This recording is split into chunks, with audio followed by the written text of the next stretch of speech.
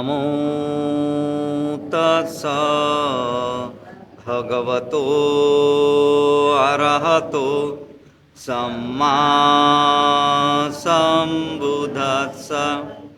नमो तस्सा भगवतो अरहतो सम्मा सम्बुद्धस्सा।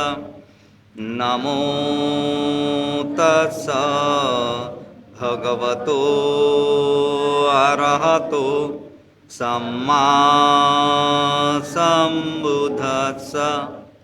बुद्धं शरणं गच्छामि, धम्मं शरणं गच्छामि, संघं शरणं गच्छामि। द्वितीयंपि बुद्धं शरणं गच्छामि, द्वितीयंपि धम्मं शरणं गच्छामि, द्वितीयंपि संघं शरणं गच्छामि, तृतीयंपि बुद्धं शरणं गच्छामि, तृतीयंपि धम्मं शरणं गच्छामि,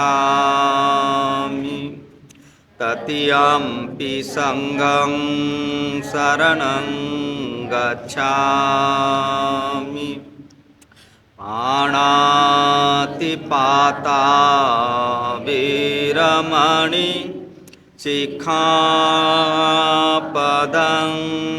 समादियामि। आदिन्नदाना वीरमणि सिक्खापदं समादियामि। कामेषु मिच्छाचारा वीरमणि सिक्खापदं समादियामि। मुसावादा वीरमणि सिक्खापदं समादियामि। सुरामेरय मज्जपमादठाना वीरमणि सिक्खापदं समादियामि। साधु साधु साधु। काही मिनटं आपण शांत बसणार आहोत. पाठीचा कणा ताठ, हळूच आपले डोळे मिटलेले, बाहेरचा सर्व ताणतणाव विचार सगळं सोडून देऊन आपण या ठिकाणी बुद्ध विहारामध्ये बुद्धांच्या समोर बसलेले आहोत. आपलं संपूर्ण लक्ष आपल्या श्वासावर केंद्रित करायचं आहे. श्वास कसा येतो आणि कसा जातो त्याच्यावर आपल्याला लक्ष ठेवायचं आहे.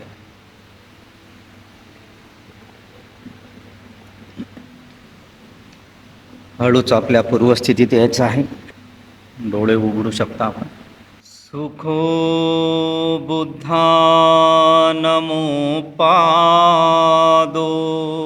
सुखो आसद्धम्मदेशना सुखात् संघस्य सामग्री समगानं तपो सुखो.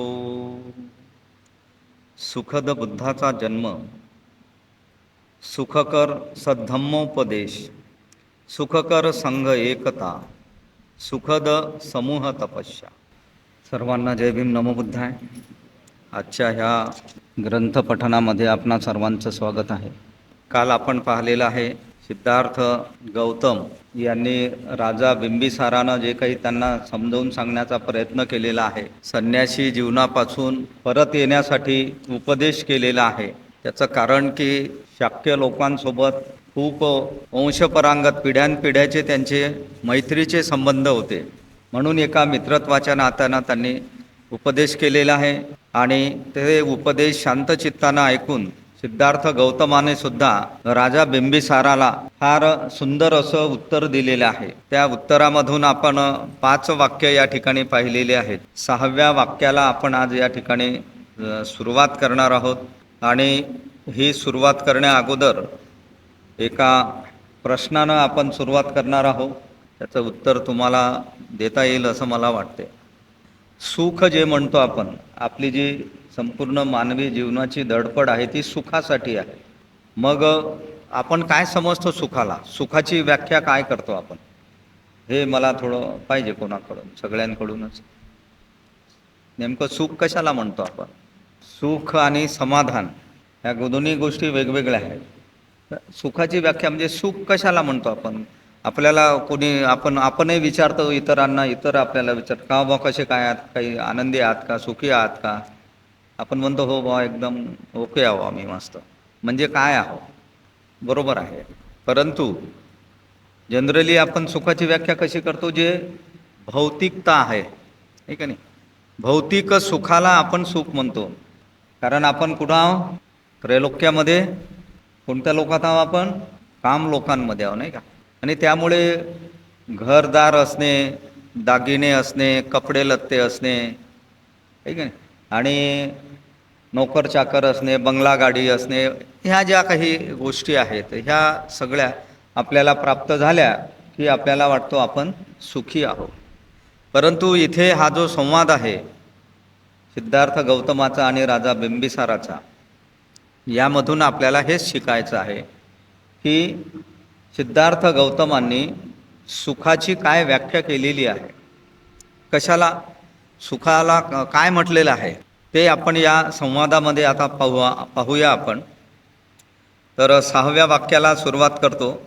सिद्धार्थ गौतम म्हणतात राजा बिंबिसाराला की या जगात संपत्ती मिळविल्यानंतर आपले मित्र आणि धर्म यांच्यासाठी तिचा उपयोग जे करतात त्यांच्या संपत्तीलाच खरे स्थैर्य प्राप्त होते आणि शेवटी जेव्हा ती नष्ट होते तेव्हा ती दुःख निर्माण करत नाही. फार सुंदर असं म्हटलेलं आहे की जगामध्ये प्रत्येकाची जी धडपड असते ती संपत्ती मिळवण्यासाठी असते आणि संपत्ती मिळवल्यानंतर जी काही संपत्ती आपण मिळवलेली आहे, प्राप्त केलेली आहे, तिचा आपण उपभोग घेतो आहोत, तिचा आनंद घेतो आहोत त्या संपत्तीचा. तर अशा प्रकारची संपत्ती मिळविल्यानंतर आपले मित्र आणि धर्म यांच्यासाठी त्या संपत्तीचा जे उपयोग करतात त्यांच्या संपत्तीलाच खरे स्थैर्य प्राप्त होते असं सिद्धार्थ गौतम म्हणतात. म्हणजे जी काही संपत्ती आपण मिळवतो त्या संपत्तीचा उपयोग केवळ आपल्यासाठी न घेता आपल्या संपत्तीचा म्हणजे आपल्याजवळ जे जे आहे त्या गोष्टीचा उपयोग आपल्या मित्रांना आणि धर्मासाठी, जो धम्म आपण या ठिकाणी शिकत आहोत नाही का, या धम्मासाठी आणि आपल्या मित्रासाठी जो कोणी त्या आपल्या संपत्तीचा उपयोग करतो त्याची संपत्ती ही खऱ्या अर्थानं त्याला स्थैर्य प्राप्त होते असं सिद्धार्थ गौतम. पण आपण काय पाहतो भौतिक जगामध्ये, आपण आपल्या प्रत्यक्ष जीवनामध्ये आपण पाहतो आपली संपत्ती, आपल्या संपत्तीत आपण कोणालाच वाटेकरी करत नाही, आपण दान धर्म करत नाही, आपण आपल्या मित्रांना मदत करत नाही, आपण इतर दीनदुबळ्यांना मदत करत नाही. आपल्या संपत्तीचा एखादा याचक जरी आपल्या दारासमोर आला भिकारी तरी आपण त्याला परत पाठवतो. तुम्ही नसाल त्याच्यातले, परंतु पुष्कळ आपण पाहतो आपल्या शेजारी पाजारी भौतिक जगामध्ये. म्हणजे आपल्या संपत्तीचा कोणालाच उपयोग नाही करू द्यायचा, आपल्या नाही नातेवाईकांना, आपल्या नाही मित्रांना, कोणालाच नाही. तर सिद्धार्थ गौतम म्हणतात अशा संपत्तीला स्थैर्य प्राप्त होत नाही, स्थिर नसते ती संपत्ती, टिकून नाही राहत ती संपत्ती. म्हणून ते म्हणतात की जे आपल्या संपत्तीचा उपयोग धर्मासाठी आणि मित्रांसाठी करतात त्यांची संपत्ती खऱ्या अर्थानं त्या संपत्तीला स्थैर्य प्राप्त होते, स्थिर राहते ती संपत्ती. आणि शेवटी जेव्हा ती संपत्ती नष्ट होते तेव्हा ती संपत्ती त्या व्यक्तीला दुःख निर्माण करत नाही, काहीच वाटत नाही त्याला. त्याच्याजवळची संपत्ती नष्टही झाली तरी ती संपत्ती शेवटी दुःख निर्माण करत नाही. याच्या जर आपण उलट घेतलं तर आपल्या संपत्तीचा कोणालाच उपयोग नाही झाला तर ती संपत्ती जेव्हा नष्ट होते तेव्हा आपल्याला खूप दुःख होते. ते दुःख आपल्याला सहन करावं लागते. म्हणून सिद्धार्थ गौतम म्हणतात, महाराज, माझ्याविषयीच्या आपल्या सूचनेला, मला जी काही तुम्ही सूचना केली, मला जो काही तुम्ही उपदेश केला, मला जे काही तुम्ही समजावून सांगितलेलं आहे, त्या सूचनेला शुद्ध औदार्य आणि मित्रत्व यांचीच प्रेरणा आहे. औदार्य म्हणजे प्रेमाची आणि मित्रत्वाची प्रेरणा आहे. प्रेमामुळे आणि मित्रत्वामुळेच तुम्ही मला हे समजावून सांगितलेलं आहे, माझा आदर सत्कार केलेला आहे, माझ्याजवळ तुम्ही इथं पांडव टेकडी चढवून आलेला आहात. याच्या मागं काय आहे? फक्त प्रेम आणि मित्रत्वाचंच नातं आहे, त्याचीच प्रेरणा आहे. आणि मी आपल्याला नम्रतेने आणि शुद्ध मित्रभावाने भेटेन. म्हणून मला जे काही तुमच्याशी बोलायचं आहे ते सुद्धा मी अतिशय नम्रतेनं आणि शुद्ध मित्रभावानं बोलेल, मित्रत्वाच्याच नात्यानं तुम्हाला भेटेन. मी माझ्या उत्तरात दुसऱ्या कशाचाही उच्चार करणार नाही. माझं जे काही उत्तर असेल याच्यात मी दुसरा कशाचाच उच्चार करणार नाही. शुद्ध मित्रत्वाच्या भावेनं आणि नम्रतेनं मी तुमच्याशी बोलणार आहे. असं बोलून सिद्धार्थ गौतमानं राजा बिंबिसाराला, आतापर्यंत जे काही बिंबिसारानं समजावून सांगितलं सिद्धार्थाला, त्याला उत्तर दिलेलं आहे. काय म्हणतात सिद्धार्थ गौतम?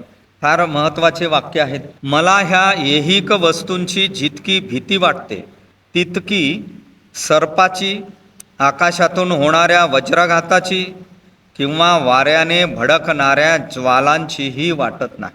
खूप मोठा आशय या त्यांच्या शब्दांमध्ये आहे की मला ह्या ऐहिक वस्तूंची, ऐहिक वस्तू म्हणजे ह्या सांसारिक वस्तू, ह्या संसारातल्या ह्या वस्तू आहेत ज्याला आपण सुख मानून बसलेला आहोत, ज्याला सुखाच्या गोष्टी आपण समजतो, ह्या ऐहिक जीवनातल्या म्हणजे ह्या सांसारिक वस्तूंची मला इतकी भीती वाटते, इतकी भीती वाटते की एखाद्या सर्पाची मला भीती नाही वाटत, किंवा आकाशातून होणाऱ्या वज्राघाताची म्हणजे विजांचा कडकडाट असेल, भूकंप असेल, महाप्रलय असेल, त्याचीही मला भीती वाटत नाही, किंवा वाऱ्याने भडकणाऱ्या ज्वालांचीही भीती वाटत नाही. वारा जसा अग्नीला स्पर्श केला वाऱ्यानं की अग्नी खूप वेगानं पेट घेते, त्या अग्नीची सुद्धा मला भीती वाटत नाही. एवढी भीती ह्या सांसारिक वस्तूंची मला वाटते, या सांसारिक सुखाची मला भीती वाटते. आपल्या आनंदाची,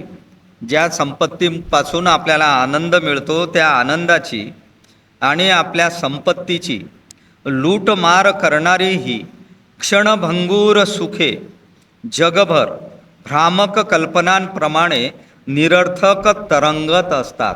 सुखाची व्याख्या केलेली आहे की आपण पाहिला, आता प्रश्न विचारला होता मी तुम्हाला, नाही का नाही, की सुख कसे आहे. तर सुख म्हणजे आपल्या आनंदाची आणि आपल्या संपत्तीची लूट करणारं सुख आहे. आपल्याहून कमावलेली त्या संपत्तीची ही लूट होते आणि आपण मिळवलेल्या आनंदाची सुद्धा लूट करणारी ही सुखे कशी आहेत? क्षणभंगूर आहेत, काही क्षणापुरतीच आपल्याला आनंद देणारी आहे आणि ती नष्ट होणार.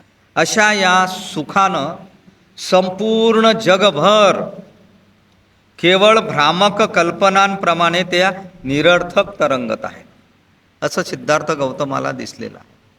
हे सुख म्हणजे एक भ्रम आहे, त्या भ्रमाच्या निरर्थक तरंगामध्ये ह्या सगळे सुख तरंगत आहेत आणि ते क्षणभंगूर आहेत. आपल्या आनंदाची आणि संपत्तीची लूट करणारी ही सुख आहे. आणि अशा या सुखाची नुसती आशा केली, सुखाची जर आपण आशा केली की माझ्याजवळ हे असलं पाहिजे, माझ्याजवळ ते असलं पाहिजे, ठीक आहे, अशी आपण आशा जरी केली तरी माणसांची मने ती मोहून टाकतात. तरी हे सुख काय आहे?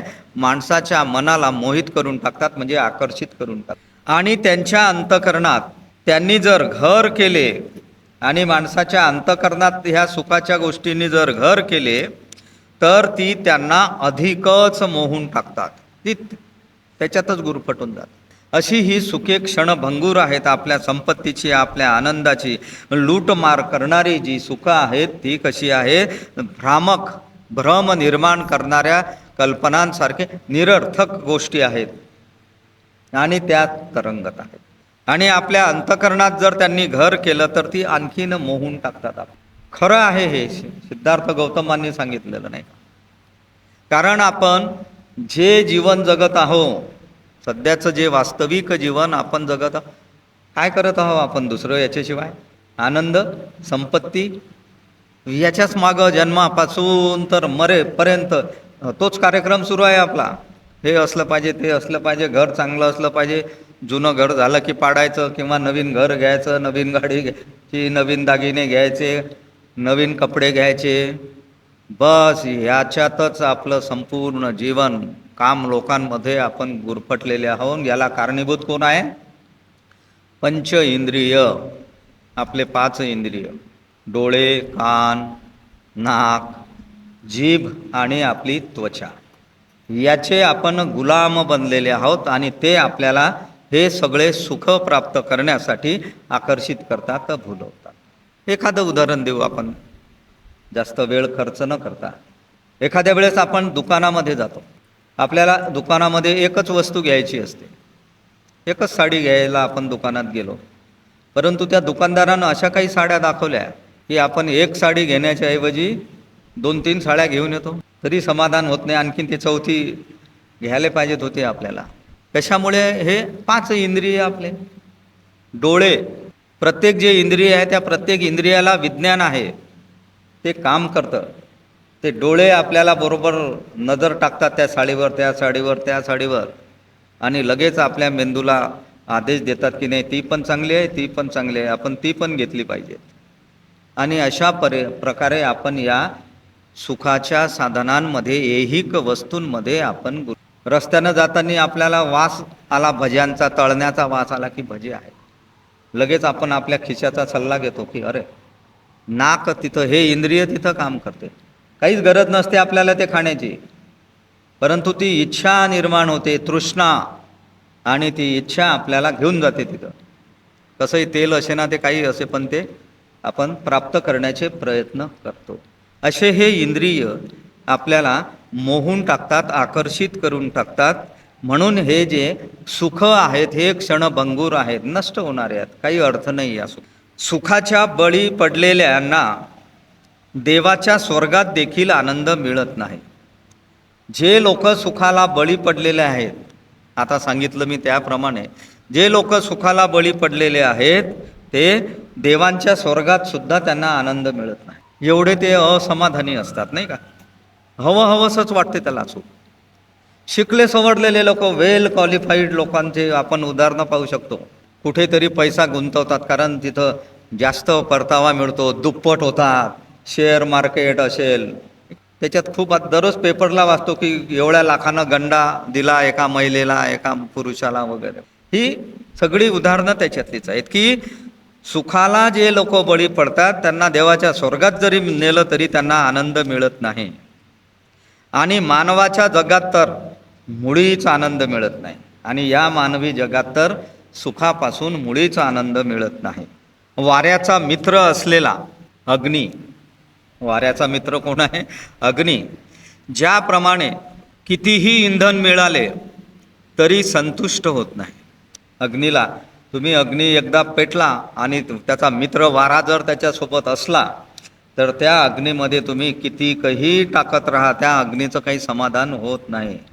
तो इंधनच मागत राहतो, आणखीन जळतच राहत. त्याचप्रमाणे जो तृष्णार्थ आहे, म्हणजे जो इच्छामध्ये मग्न आहे, ज्याला खूप साऱ्या इच्छा आहेत, त्याला कितीही सुखे मिळाली तरी तो तृप्त होत नाही.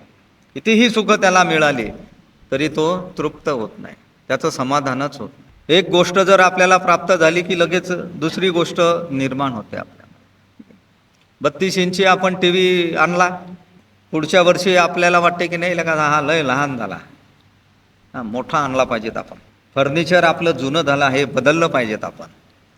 अशा प्रकारे जो इच्छांमध्ये मग्न असतो त्याला सुखाची प्राप्ती कधीच होत नाही, सुखानं तो कधीच तृप्त होत नाही, कधीच त्याचं समाधान होत नाही. जगात सिद्धार्थ गौतम म्हणतात, सुखासारखी दुसरी आपत्ती नाही. आपत्ती म्हणजे संकट. सुखाला सिद्धार्थाने काय म्हटलेलं आहे? आपत्ती म्हटलेलं आहे, संकट. की जगात सुखासारखी दुसरी कोणतीच आपत्ती नाही. एवढी आपत्ती म्हणजे हे सुख आहे की त्याच्या मागच आपण धावत आहोत. संपूर्ण आपलं आयुष्य त्याच्याच मागं आपलं सुरू आहे आणि त्याच्यातच आपण मरतो. त्याच्यातही आपल्या इच्छा पूर्ण होत नाही. पुन्हा भवचक्रामध्ये आपलं येणं जाणं सुरू राहतं. लोकभ्रमामुळे सुखासक्त होतात. लोक जे आहेत ते भ्रमामुळे, हा भ्रम आहे लोकांचा की या सुखापासून मला आनंद मिळतो, हा भ्रम आहे. यामुळे लोक सुखासक्त होतात, म्हणजे सुखाच्या अधीन होऊन जातात. सत्य म्हणजे काय हे समजले, काय सत्य म्हणजे काय आहे हे जर समजलं आणि असत्याची भीती वाटू लागली तर कोणता शहाणा मनुष्य स्वतःहून असत्याची इच्छा पत्करेल? ज्यांना आपण सुख मानतो ते जर आपल्याला समजलं की हे खोटं आहे, तर त्या सुखाच्या मागे कोणता शहाणा माणूस स्वतःहून त्याची इच्छा धरणार आहे? जे ज्याला ज्याला आपण सुख मानतो ते खरं जर त्याच्यातलं त्याला सत्य समजलं की हे जे सुख आपण ज्याला म्हणतो हे सगळं खोटं आहे, असत्य आहे, तर शहाणा कोणता माणूस असेल की जो या असत्याची इच्छा धरील? असा प्रश्न सिद्धार्थ गौतमांनी राजा बिंबिसाराला केलेला आहे. फार सुंदर सुंदर उदाहरणं सिद्धार्थ गौतमांनी दिलेले आहेत. समुद्राने वेढलेली पृथ्वी ताब्यात घेतल्यावर, ही पृथ्वी सगळी समुद्रानं वेढलेली आहे, ही पूर्ण पृथ्वी ताब्यात घेतल्यावर राजे लोकांना त्या महासागराची दुसरी बाजूही जिंकण्याची इच्छा होते की या समुद्राच्या पलीकडे आणखीन जमीन आहे का, तेही मला जिंकू दे, अशी राजे लोकांना इच्छा होते. की पूर्ण पृथ्वी जिंकल्यावर याच्याही पलीकडे काही आहे का, या समुद्राच्या पलीकडे, ही दुसरी बाजूसुद्धा जिंकण्याची राजा लोकांना इच्छा होते. सागराला मिळणाऱ्या पाण्याने तो कधीही तृप्त होत नाही. त्याचं राज्य सागरापर्यंत जाऊन टेकते, त्या पाण्यापर्यंत, तरी त्या पाण्याने तो राजा काही तृप्त होत नाही, समाधानी होत नाही. तद्वतच म्हणजे त्याप्रमाणे कितीही सुखे मिळाली तरी मानवजात तृप्त होत नाही. कितीही सुख आपल्या जीवनात आली तरी आपण काही तृप्त होत नाही, समाधानी होत नाही. पुढे प्राचीन काळातले उदाहरणं दिलेले आहे सिद्धार्थानं. मंधत्र्याला आकाशातून सुवर्णमय पर्जन्य वृष्टी लाभली. सुवर्णमय पर्जन्य वृष्टी, पर्जन्य म्हणजे पाऊस, सोन्याचा पाऊस आकाशातून प्राप्त केला. कोण? मंधत्र्यानं. सोन्याचा पाऊस त्यानं पाडला. हा मंधस्त्र कोण आहे? हे एका राजाचे नाव आहे मंधस्त्र. हा सूर्यवंशी राजा आहे. त्याला इक्ष्वाक वंशाचा सुद्धा ओळखल्या जातो. अत्यंत प्रतापी राजा, चक्रवर्ती सम्राट आहे. आणि ज्याचा जन्मपिता हा राजा युवनाश्व, राजा युवनाश्व यांच्या पोटातून ऋषीच्या मंत्राने याचा जन्म झालेला आहे असं म्हटल्यात गेलेलं आहे. आईच्या उदरातून याचा जन्म नाही झाला, तर आपल्या पित्याच्या पोटातून ऋषीच्या मंत्रानं या मंत्रादाचा जन्म झाला. एवढा हा पराक्रमी राजा होता. ठीक आहे ना. यानं आकाशातून सुवर्णमय पर्जन्य वृष्टी त्याला लाभली. त्याने सर्व खंड जिंकले या पृथ्वीवरचे व शुक्राचे देखील अर्धे राज्य पादाक्रांत केले. शुक्र हा सुद्धा राजा होता. याचं अर्ध राज्य त्यानं पादाक्रांत केलं, म्हणजे आपल्या ताब्यात घेतलं. तरीही त्याची ऐहिक पदार्थाविषयीची आसक्ती कमी झाली नव्हती. आसक्ती म्हणजे लोभ, हाव, इच्छा त्याची काही कमी झाली नाही. असा हा राजा होता मंधत्र, नाही का. हे सर्व खंड पृथ्वीवरचे जिंकले. शुक्राचं अर्ध राज्य त्यांनी ताब्यात घेतलं, तरीही त्याची या संसारिक पदार्थाविषयी, संसारिक वस्तूंविषयीची त्याची आसक्ती काही कमी झाली नाही, त्याची इच्छा काही कमी झाली नाही, त्याची तृप्ती काही झाली नाही. इंद्र जेव्हा, दुसरं उदाहरण दिलेलं आहे, इंद्र जेव्हा रुद्राच्या भयाने लपून बसला होता. हा इंद्र कोण आहे? तर हा स्वर्गाचा राजा आहे असं म्हटलेलं आहे. स्वर्गाचा राजा. या राजालाही कोणतरी भीती दाखवली म्हणून तो वृत्राच्या भयानं लपून बसला होता. हा वृत्र म्हणजे कोण आहे? हा एक असुर लोकांचा प्रमुख आहे, दानवांचा, राक्षसांचा प्रमुख आहे आणि याचं रूप सर्पाचं आहे. सर्परूपी वृत्रासूर आहे का नाही, सापाचं त्याचं रूप आहे आणि तो दुष्काळ पाडणे आणि अडथळा निर्माण करण्याचं प्रतीक मानलेलं आहे या वृत्राला. आणि हीच क्षमता त्या वृत्रासुरानं प्राप्त केली होती की दुष्काळ पाडायचा, अडथळे आणायचे. राक्षसांचा प्रमुख होता, तो सर्परूपी होता. म्हणून त्यानं या स्वर्गाच्या राजाला सुद्धा घाबरून टाकलं आणि म्हणून या वृत्राच्या भीतीनं राजा लपून बसला. इंद्र एवढा भेद होता त्या वृत्राला. तेव्हा जरी स्वर्गातील देवांच्या राज्याचा नहुशाने उपभोग घेतला आणि तेव्हा जरी स्वर्गातील देवांचं जे जे काही राज्य असेल त्या सगळ्या राज्याचा नहुशाने उपभोग घेतला. नहुष हा सुद्धा एक प्रसिद्ध राजा होऊन गेलेला आहे. चंद्रवंशातील राजा हा पराक्रमी राजा आहे आणि ययातीचा हा पिता आहे. ययाती ऋषीचा हा पिता आहे नहुष, पराक्रमी राजा. म्हणून स्वर्गातील देवाच्या राज्याचा त्यानं उपयोग घेतला. इंद्र लपून बसला वृत्राच्या भीतीनं आणि या नहुशानं या स्वर्गाच्या राज्यावर आपलं राज्य केलं आणि आपल्या गर्विष्ठपणामुळे, एवढा तो गर्विष्ठ होता नहुष नावाचा हा राजा, की आपल्या गर्विष्ठपणामुळे जरी त्याने आपली शिबिका मोठमोठ्या ऋषींना वाहावयास लावली. शिबिका ऋषींना वाहावयाला लावली. शिबिका म्हणजे पालखी आपण त्याला म्हणतो किंवा मेना म्हणतो, नाही का नाही. जुन्या काळामध्ये माणसाला बसून वाहून नेण्यासाठी मेन्याचा किंवा पालखीचा उपयोग केला जातो. तर या गर्विष्ठपणामुळे या नहुशानं, या राजानं जे मोठमोठे प्रसिद्ध ज्ञानी पंडित ऋषीमुनी होते त्या ऋषीमुनींना आपली पालखी वाहायला लावली आणि स्वतः पालखीत बसला. तरीही तो संतुष्ट झाला नव्हता. तरीसुद्धा त्याला संतुष्टी, समाधान मिळालं नव्हतं. म्हणजे किती हा लोभ सुखाचा. त्याचे उदाहरणं देत आहे त्यात की माणूस लोभामुळे सुखाच्या किती अधीन होऊन जातो, किती मागे लागतो सुखाच्या. आपणच नाही तर हे देव आणि राजे यांचे प्राचीन काळातलं जे काही वर्णन असेल, खरं असेल खोटं असेल, परंतु ते उदाहरणासाठी या ठिकाणी आपल्याला दिलेलं आहे की किती सुखाच्या मागे माणूस लागतो, किती आसक्ती असते माणसाला. इतर उद्दिष्टे साध्य करण्यासाठी ज्यांनी आपले जीवन अर्पण केले, इतर आपल्या जीवनातले जे काही उद्दिष्ट असतील ते साध्य करण्यासाठी ज्यांनी आपलं जीवन अर्पण केलं, काय प्राप्त करतील लोक काही सांगता येत नाही. जुन्या काळामध्ये, प्राचीन काळामध्ये कोणाला सिद्धी प्राप्त करून घ्यायची असेल, कोणाला चमत्कार साध्य करून घ्यायचे असतील, कोणाला जादूटोणा साध्य करून घ्यायचा असेल, तर असे कितीतरी उद्दिष्ट प्राप्त करण्यासाठी अनेक लोकांनी आपले जीवन अर्पण केलेले आहेत, बर्बाद केलेले आहेत जीवन, ठीक आहे. आणि ते मिळवण्यासाठी चिंध्या हेच ज्यांचे कपडे होते, फक्त अंगावर चिंध्या गुंडाळायच्या, जंगलातच राहायचं, कंदमुळे खायचे, फळं खायचे आणि पाणी हेच ज्यांचं अन्न होतं, अशी तपश्चर्या करणारे ऋषीमुनी उद्दिष्ट प्राप्त करण्यासाठी होते. कंदमुळे, फळे आणि पाणी आणि चिंध्या घातलेले कपडे घालून मरेपर्यंत तपश्चर्या केली आपले उद्दिष्ट पूर्ण करण्यासाठी. आणि सर्पाप्रमाणे लांब, सापासारख्या लांब आणि पिळलेल्या जटा ज्यांनी धारण केल्या होत्या, जटा म्हणजे आपले केस, गुंतागुंतीच्या अशा जटा, लांबच्या लांब सापासारख्या जटा ज्यांनी वाढवल्या होत्या, नख वाढवले होते, कशासाठी? काहीतरी सिद्धी प्राप्त झाली पाहिजे.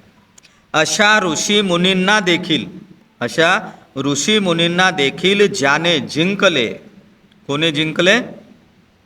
सुख नामक शत्रूसाठी कोण प्रयत्न करेल? सुख नामक हा शत्रू जो आहे, या सुखानं अशा ऋषी मुनींना सुद्धा जिंकलेला आहे. एवढं सुख नावाचा हा शत्रू भयानक आहे आणि डेंजर आहे. सुखासाठी जे धडपडत आहेत आणि ऐहिक साध्याच्या जे पाठीस लागले आहेत, जे सुखासाठी धडपड करतात आणि ऐहिक साध्याच्या पाठी लागतात, म्हणजे सगळे जीवनातले सुख आपल्याला मिळाले पाहिजे, सगळ्या वस्तू उपभोगाच्या आपल्याला मिळाले पाहिजेत, याच्या पाठीशी लागलेले आहेत. त्यांच्या दुःखाविषयी आत्मसंयमी लोक जेव्हा ऐकतात तेव्हा सुखाचा त्याग करणेच त्यांना योग्य वाटते. आत्मसंयमी लोक जेव्हा या गोष्टींचा विचार करतात, आत्मसंयमी म्हणजे स्वतःच्या मनावर, स्वतःच्या इच्छांवर आणि स्वतःच्या भावनांवर ताबा असलेला माणूस.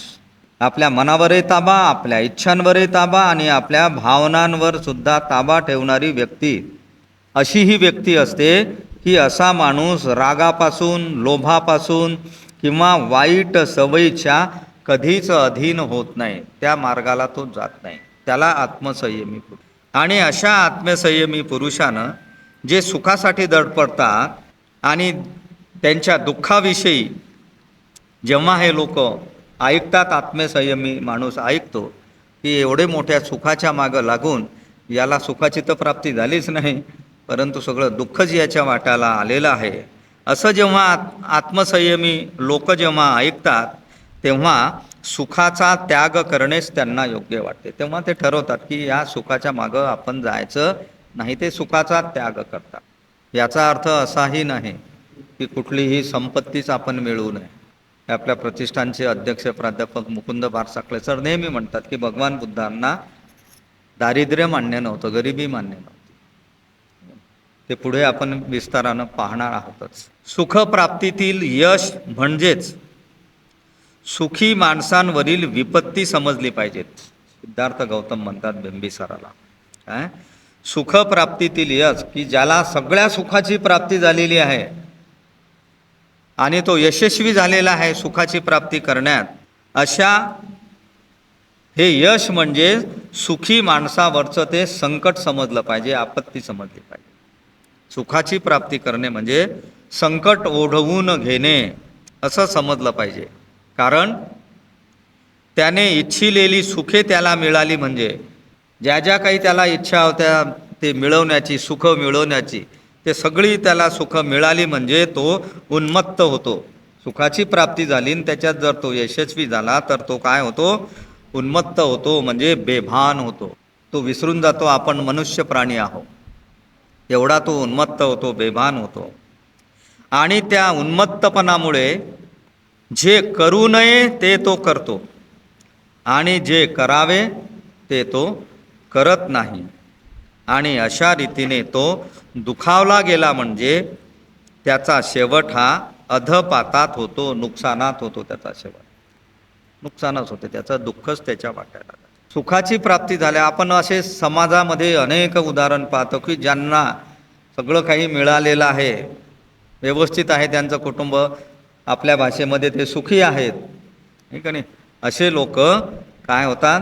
बेभान होतात आणि त्या बेभानपणामुळे जे करायला नाही पाहिजे ते करतात आणि जे करायला पाहिजे ते करत नाही. निसर्गाचा नियम सिद्धार्थ गौतमांनी सांगितलेला आहे की आपण जे जे काही मिळवलेलं आहे त्याचा उपयोग धर्मासाठी, मित्रांसाठी, नातेवाईकांच्यासाठी आपण केला पाहिजे. तो जर आपण केला नाही तर जे करायला पाहिजे ते करत नाही आणि जे नाही करायला पाहिजे ते आपण करत राहतो. आणि म्हणूनच आपण आपल्या डोळ्या देखत आपल्या अनेक लोकांना अनुभव असेल याचा, असे काही कुटुंब आपण पाहतो आपल्या डोळ्या देखत की ते खूप श्रीमंत होते आणि आज मात्र ते गरीब झालेले आहेत, त्यांची खाण्याची सोय नाही, त्यांना मुलं बाळं वागवत सुद्धा नाही. बरेचसे उदाहरणं आपण पाहू शकतो. म्हणून कष्ट करून मिळवून ठेवलेली, तुम्हाला फसवून जिथून आली तिथे परत जाणारी व काही काळापुरती उसनी घेतलेली ही सुखे आहेत. फार सुंदर की सुख म्हणजे काय आहे? कष्ट करून मिळवून ठेवलेले, आपण कष्ट करून ते सुख मिळवून ठेवलेले आहेत आणि तुम्हाला फसवून ती सुख दुसऱ्यांच्याकडून तुमच्या जवळ आलेली आहे, ती तिथेच परत जाणारी आहे ही सगळी सुख. आणि काही काळापुरती आपण ती उसनी घेतलेली आहे. सुख जी आहेत ही काही काळापुरती आपण उसनी घेतलेली सुखे आहेत. अशा या उसण्या घेतलेल्या सुखामध्ये कोणता आत्मसंयमी मनुष्य तो जर शहाणा असेल तर त्याच्यामध्ये रममान होईल, मग्न होईल अशा सुखात, की त्याला माहीत आहे की हे सुख फसवून आलेली आहेत आपल्याकडे, कष्ट करून आपण मिळवून ठेवलेली आहे आणि ती तिथेच परत जाणारी सुख आहे. काही काळापुरती ती आपण उसनी घेतलेली आहे. हे ज्या आत्मसंयमी माणसाला समजतं, अशा शहाण्या आत्मसंयमी माणूस सुखाकडे ढुंकूनही पाहणार नाही. म्हणजे सुख जे आहे हे उसनं घेतलेलं आहे आपण काही काळापुरतं. आणि म्हणून असं म्हटलं जातं की माणूस जन्माला आला, सोबत काहीच आणत नाही आणि मृत्यू पावल्यावर सोबत काहीच नेत नाही. एकच गोष्ट तो नेतो मृत्यू झाल्यावर त्याचा सोबत. कोणती गोष्ट नेतो? आपले कर्म नेतो तो सोबत फक्त, आणि त्या कर्मानुसार त्याला सद्गती प्राप्त होत असते. पुढे सिद्धार्थ गौतम म्हणतात, ज्यांचा शोध करून ती प्राप्त करीत असताना तुमच्या वासना भडकतात. वासना म्हणजेच इच्छा भडकतात. ज्यांचा शोध करून प्राप्त करीत असतात, जे जे काही सुख मिळवायचे आहेत त्याचा आपण शोध करतो. कोणती चांगली वस्तू आपल्याला कुठे मिळेल, एखादी गाडी इथं भारतात भेटत नसेल तर परदेशातून बोलवायची, परदेशी वस्तू वापरायच्या, ब्रँडेड कपडे घालायचे. जेवढे जेवढे आपण शोध करून ती प्राप्त करीत असताना तुमच्या वासना, इच्छा भडकतच असतात. आणि त्या वासना कशा भडकतात? अशा गवताच्या चुडीप्रमाणे असलेल्या सुखात कोणता आत्मसंयमी माणसाला समाधान लाभेल? ह्या आपल्या ज्या इच्छा असतात ह्या गवताने पेटलेल्या चुडीसारख्या, चुडी म्हणजे गवताची पेंडी आपण त्याला म्हणतो. त्या गवताच्या पेंडीला जर आपण आग लावली, एका काळीला जरी आग लावली तर भरभर भरभर पेट घेते, नाही? तशा ह्या वासना आपल्या इच्छा असतात. शोध घेत राहतात सुखाचा, कुठं आपल्याला सुख मिळते, कुठे आपल्या इच्छा पूर्ण होतात. त्या पेटलेल्या गवताच्या जुडीसारख्या किंवा चुडीसारख्या किंवा त्या पेंडीसारख्या असतात. अशा सुखात कोणता आत्मसंयमी पुरुष समाधानी होईल? हे सगळं सिद्धार्थ गौतम त्यांच्या स्वतःबद्दल सांगितलं. त्यांनी जो गृहत्याग केला, एवढं मोठं राजवैभव त्यांनी सोडून दिलेलं आहे, सगळी सुख संपत्ती सोडून दिलेली आहे, त्याची कारणं सांगतात ते की ती सगळी सुख जी आहेत ती माणसाला समाधान देणारी नाही आहे. म्हणून ते त्यांच्याबद्दल बोलतात. पुढे ते म्हणतात की जी सुखे दूर भिरकावून दिलेल्या मासाच्या तुकड्याप्रमाणे आहेत. मासाचा तुकडा दूर भिरकावून दिला, फेकून दिलेल्या मासाच्या तुकड्याप्रमाणे हे सुख आहे. आणि जी राजे लोकांकडून उपभोगिली गेल्यामुळे, राजे लोकांनी अशा सुखाचा खूप उपभोग घेतलेला आहे आणि त्यामुळे विपत्ती निर्माण करतात. विपत्ती म्हणजेच संकट. ही जी सुखे दूर भिरकावून दिलेल्या मासाच्या तुकड्याप्रमाणे आहेत आणि जी राजे लोकांकडून उपभोगिली गेल्यामुळे त्या विपत्ती निर्माण करतात, संकट निर्माण करतात. कितीही मोठा राजा असला, पराक्रमी, कितीही धनसंपत्ती असली, कितीही सैन्य असलं, तरी मात्र तो सुखानं झोपू शकत नाही. कारण त्याला भीती वाटते की दुसरा एखादा आपल्यापेक्षा शक्तिशाली राजा आपल्यावर आक्रमण करेल काय. म्हणून अशा प्रकारे ते विपत्ती निर्माण करतात. अशा सुखामध्ये कोणत्या आत्मसंयमी माणसाला समाधान लाभेल? कोणता आत्मसंयमी माणूस अशा सुखात गुरफटून राहील? सगळंच आहे राजे लोकांकडे, पण ते संकटच आणणारं ठरलेलं आहे. कंटाळवानं होत नाही आहे ना? कारण ही सगळी फिलॉसॉफीच आहे सिद्धार्थ गौतमाची. ज्या सुखात रममाण होणाऱ्या माणसावर अनेक बाजूंनी संकटे कोसळतात. आहे का नाही? सुख जे आहे हे अनेक बाजूंनी संकट निर्माण करणार आहे. ज्या सुखात रममाण होणाऱ्या माणसावर अनेक बाजूंनी संकटे कोसळतात आणि जी वासनांप्रमाणे विनाशकारी आहेत, ही सुख जी आहेत ही वासनांप्रमाणे विनाशकारी. वासना म्हणजे इच्छाप्रमाणे हे विनाशकारी. इच्छा कशा असतात? आपल्या मनात निर्माण होतात, आपण त्या 5 इंद्रियाच्या द्वारे त्या इच्छा पूर्ण करतो आणि ती इच्छा आपली संपून जाते. दुसरी नवीन इच्छा तयार होते, तीही प्राप्त करतो, आणखीन तिसरी निर्माण. अशा या प्रकारे वासनांप्रमाणे हे सुख जे आहेत हे विनाशकारी आहेत, हे सुद्धा नष्ट होणारे आहेत. अशा या सुखात कोणता आत्मसंयमी माणसाला समाधान लाभेल? कोणता आत्मसंयमी माणूस समाधान पावेल? नाही का नाही? आत्मसंयमी माणूस म्हणजे कोण? की ज्याचा आपल्या मनावर, आपल्या इच्छांवर, आपल्या भावनांवर पूर्ण ताबा आहे, नियंत्रण आहे, आणि त्याला राग आणि लोभ त्याच्यापासून तो दूर आहे, वाईट सवयींपासून दूर आहे. लोभ म्हणजेच आसक्ती, कशाचाही लोभ असले. एखादी 100च्या नोटासारखा दिसणारा कागद जर रस्त्यावर पडलेला असला तर इकडे तिकडे पाहून आपण तो उचलण्याचा प्रयत्न करतो. म्हणजे किती भयानक आहेत आपल्या वासना, आपल्या इच्छा. याचा आपण विचार केला पाहिजे की ही जी सुखं आहेत ही आपल्या इच्छेंप्रमाणेच ही विनाशकारी आहेत, नष्ट होणारी आहेत. ज्यांच्या अंतकरणाचा या सुखांनी चावा घेतला आहे, ज्याच्या मनामध्ये हे सुख बिलकुल घर करून बसलेला, म्हणजे सुखांनी ज्याच्या अंतकरणाला चावा घेतलेला आहे, डसलेला आहे, अशा आत्मसंयमी पुरुषांचाही नाश होतो. एखादा आत्मसंयमी पुरुष असेल आणि त्याच्या अंतकरणाला जर सुखानं चावा घेतला तर त्या पुरुषांचा सुद्धा नाश होतो. त्यांना, त्या आत्मसंयमी माणसाला आनंद मिळत नाही. संतापलेल्या क्रूर सर्पाप्रमाणे असलेल्या या सुखांमध्ये, सुख कसं आहे? संतापलेल्या क्रूर सापासारखं सुख आहे. अशा सुखामध्ये कोणत्या आत्मसंयमी माणसाला समाधान लाभेल? सुखाची मी तुम्हाला व्याख्या विचारली होती की सुख कशाला म्हणतो आपण. सिद्धार्थ गौतमांनी पहा सुखाला कोणकोणत्या उपमा दिलेल्या आहे, भयानक. आणखीन पुढची उपमा दिलेली आहे सुखाला, हाड चघळीत उपाशी मरणाऱ्या कुत्र्याप्रमाणे. एखादा कुत्रा असतो, त्याच्या पुढे हाड दिलं तर तो हाड चघळतच राहतो, काहीच नसते त्या हाडाला, तो शेवटी तो हाड चघळत मरून जातो. तशी आपली अवस्था आहे. एवढे सुखाच्या मागे आपण आहोत.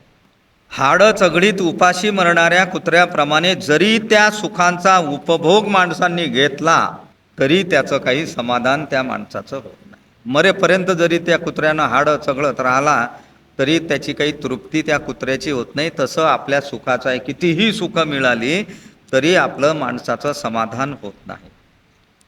मेलेल्या हाडांच्या सापळ्याप्रमाणे असलेल्या ह्या सुखांमध्ये, मेलेल्या हाडाचा सापळा जसा आहे तसं हे सुख आहे, त्या सापळ्यासारखं सुख आहे. या सुखामध्ये कोण आत्मसंयमी माणसाला समाधान लाभेल? कोण त्या सापळ्याला जवळ घेऊन झोपेल संध्याकाळी? एवढे सुख कसं आहे ते सांगण्याचा प्रयत्न त्यांनी केलेला आहे. अशा सुखांच्या आसक्तीमुळे, लोभामुळे ज्यांची बुद्धी आंधळी झालेली आहे, अशा सुखाच्या लोभामुळे, आसक्तीमुळे ज्याची बुद्धी आंधळी झालेली आहे, जो कपाळकरंट आहे, म्हणजे कपाळकरंट म्हणजे अभागी आहे, दुर्दैवी आहे, सुखोपभोगांच्या आशेचा दरिद्री गुलाम आहे.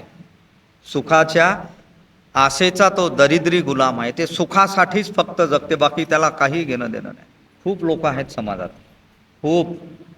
आपलं घर, आपला बंगला, आपली गाडी, नवरा बायको, लेकरं, याच्याशिवाय दुसरं काहीच दिसत नाही त्यांना.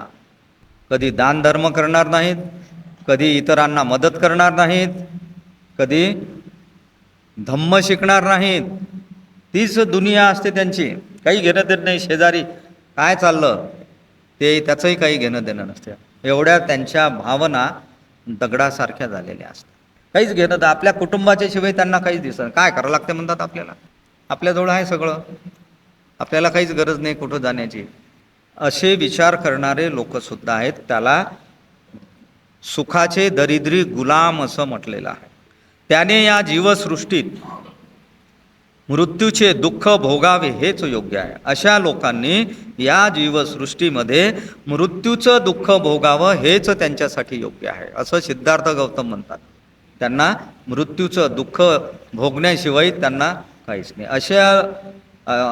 अशा कुटुंबात जेव्हा दुःख होते ना, तर ते इतर लोकांच्या मनानं अतिशय सखोल असं दुःख त्यांना होत असते. बेभान होऊन जातात त्या दुःखात, आणि त्या दुःखात आणखीन मृत्यू होतात त्यांच्या कुटुंबामध्ये. असेही उदाहरणं आपल्याजवळ आहेत. आणखीन सुखाला काय म्हटलेलं आहे, गाण्यावर लुब्ध होऊन हरिणी स्वतःचा नाश ओढवून घेतात. हरणीचं उदाहरण दिलं प्राण्यांचं, की जे गाण्यावर लुब्ध होऊन हरिणी स्वतःचा नाश ओढवून घेतात. तेजावर भाळून पतंग अग्नीत झेप घेतात.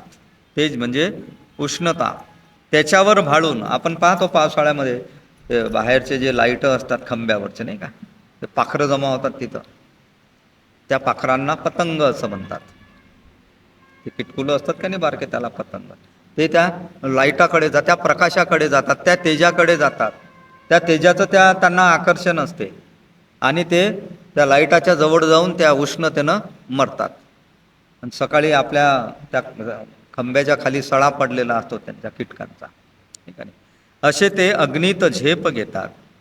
आमिषाला भुलून मासा लोखंडाचा गळ गिळतो, ठीक आहे. लोक ते गळानं मासोळ्या पकडतात, गळ असतो असा, ठीक आहे. त्याला काहीतरी अन्नाचा तुकडा लावतात आणि तो पाण्यामध्ये सोडतात, आणि मासा पाण्यातला येतो. त्याला वाटतं हे अन्न आहे, आपण हे खाल्लं पाहिजे. आमिष असतं त्याला, अरे हे आपल्यासाठीच. आपण तो लगेच ते अन्न गिळतो, आणि त्याच्यातला जो गळ असतो त्याला तो अडकतो आणि बळी पडतो, मृत्युमुखी पडतो. म्हणून ऐहिक सुखे अंती दुःख निर्माण करतात.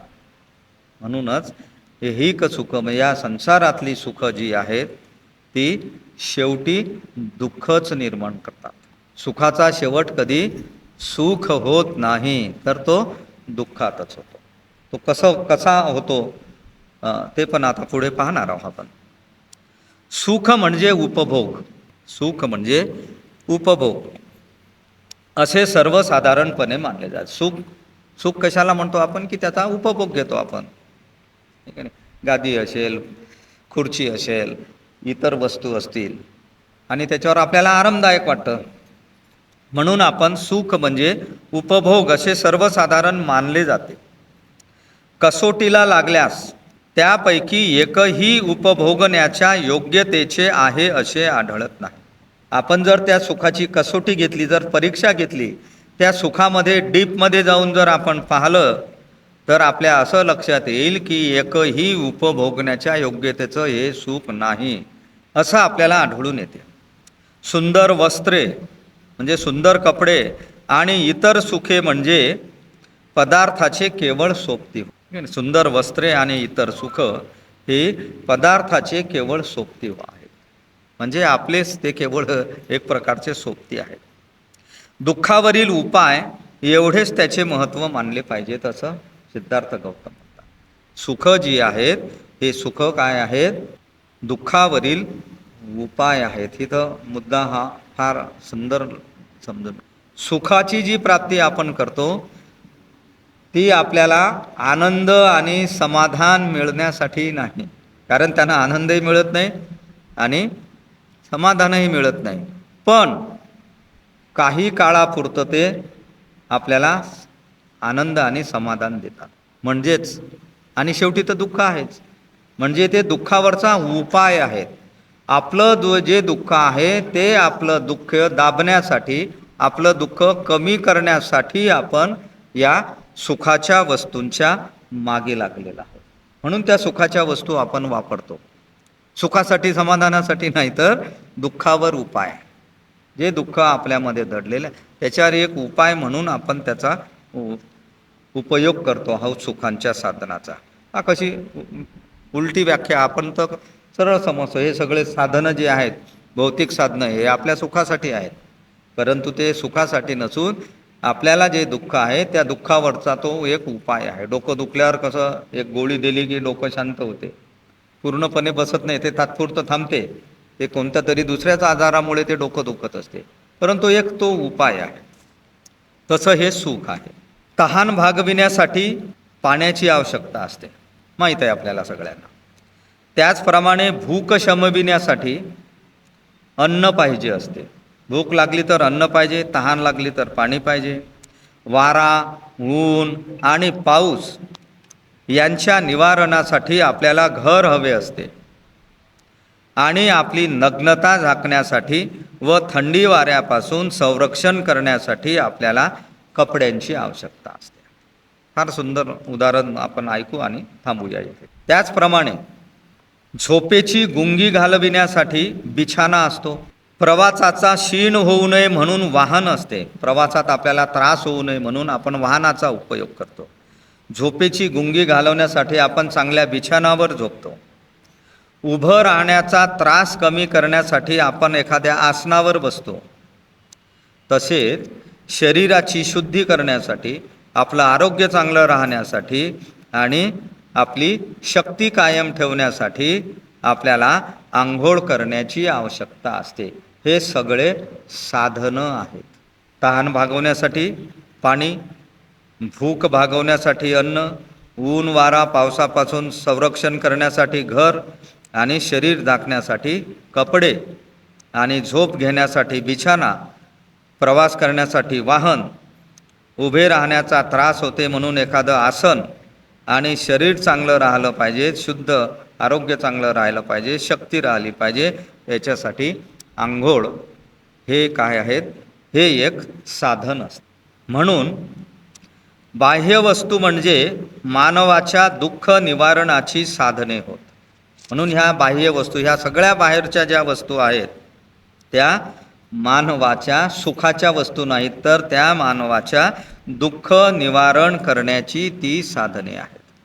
ही वरच्या उदाहरणावरून आपण पाहिली. भूक लागली आपल्याला, खूप दुःख होतं आहे आपल्याला की इच्छा होत आहे काहीतरी खायला मिळालं पाहिजे, म्हणून आपण अन्न ग्रहण करतो. म्हणजे हे सगळे साधनं आहेत. आपल्या दुःखाला शांत करण्यासाठी असलेली ही सगळी साधनं आहेत. तर मला वाटते थांबूया आपण इथं, वेळ झालेली आहे आपली. 29व्या वाक्यापासून आपण उद्याला प्रारंभ करणार आहोत. नथी मे शरणं अय्यं बुद्धो मे शरणं वरं एतेन सच्चवज्जेन होतु मे जयमङ्गलम्.